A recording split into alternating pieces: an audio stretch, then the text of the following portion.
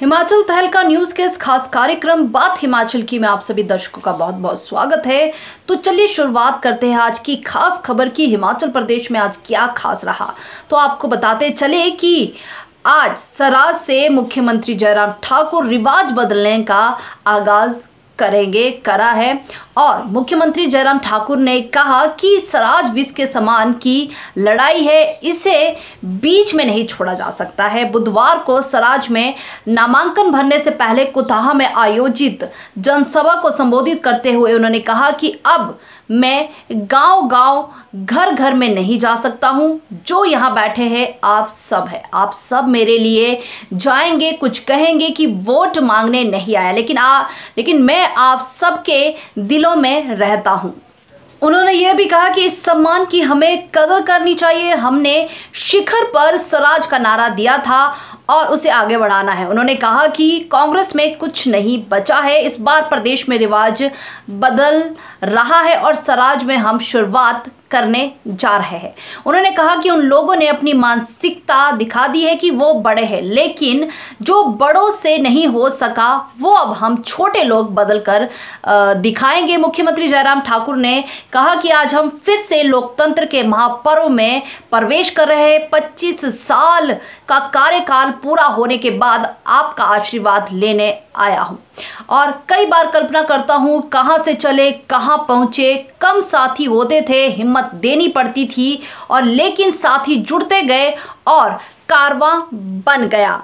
और जिस बात की कभी हमने कल्पना नहीं की थी वहां आज हम सब हैं। उन्होंने ये भी कहा कि 1993 में जब पहला चुनाव लड़ा था तो कई मतदान केंद्रों पर एक भी साथी हमें नहीं मिला, लेकिन तय किया कि रास्ता कठिन है पर आगे बढ़ना है और साथी जुड़ते गए। सराज के पहाड़ हमारे संघर्ष के गवाह है। पहाड़ चढ़े और वह कभी थके नहीं, रुके भी नहीं, लेकिन हिम्मत नहीं उन्होंने कभी हारी। उन्होंने ये भी कहा कि अच्छे दिन भी आए, बुरे दिन भी आए, लेकिन हमने हिम्मत नहीं हारी और लोगों ने हौसला दिया और साथ नहीं छोड़ा, तभी आज यहाँ पहुंचे हैं।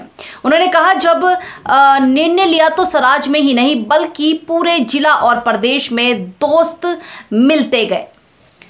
मुख्यमंत्री जयराम ठाकुर ने कहा कि मुझे हौसला सराज से मिलता है, सराज के भाई बहनों के प्यार और आशीर्वाद से मिलता है, तभी 25 वर्षों का सफ़र पूरा हुआ है। मैं सराज के देवी देवताओं का भी आभारी हूं जिनका आशीर्वाद मिला। जयराम ठाकुर ने प्रधानमंत्री नरेंद्र मोदी का आभार भी जताया। उन्होंने कहा कि जिन परेशानियों और माहौल से मोदी जी गुजरे हैं उनसे सराज का बेटा भी गुजरा है और यह सब सहज रूप से नहीं हुआ, इसके पीछे सराज के भाई बहनों की ऊर्जा थी। 2007 में जब भाजपा अध्यक्ष बना तो चुनाव में बड़ी चुनौती थी और कांग्रेस की सरकार थी और कांग्रेस ने ठाना था कि जयराम को हराना है और कहते भी थे कि जो अध्यक्ष बनता है वह हार जाता है, लेकिन आपके आशीर्वाद से हम जीत गए। मंत्री बना तो फिर कहाँ का कि हारना है, लेकिन फिर आपके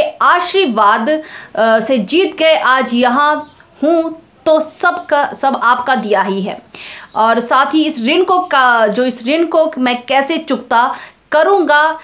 जो अवसर मिलेगा तो मैं एक एक पाई आपकी चुकता करूँगा।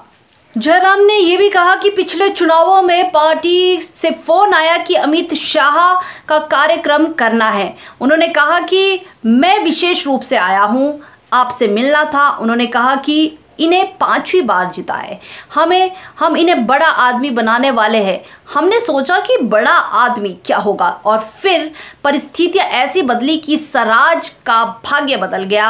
उन्होंने कहा कि आज मैं प्रत्याशी के रूप में आपके सामने हूं, लेकिन बतौर मुख्यमंत्री भी आज एक सराजी नामांकन भर रहा हूं और उन्होंने कहा कि मुझे अब पूरे प्रदेश जाना पड़ेगा। पार्टी ने भी जिम्मेदारी है और मोदी, अमित शाह और नड्डा की भी शुभकामनाएं हमें है और आज पार्टी का पहला नॉमिनेशन है। यहीं से आज भाजपा के चुनाव प्रचार की शुरुआत हो रही है।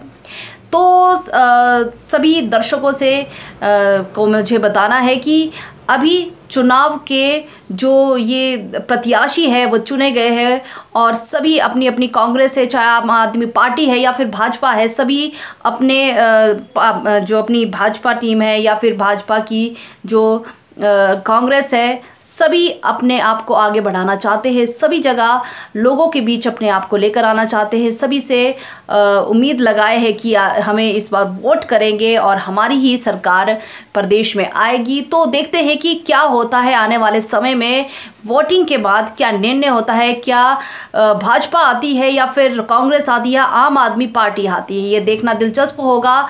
तो हमें ये जल्द ही पता चल जाएगा। तो अभी आप सभी दर्शक इस बुलेटिन में जुड़े रहे, इस खास कार्यक्रम बात हिमाचल की में जुड़े रहे, इसके लिए आपका बहुत बहुत धन्यवाद।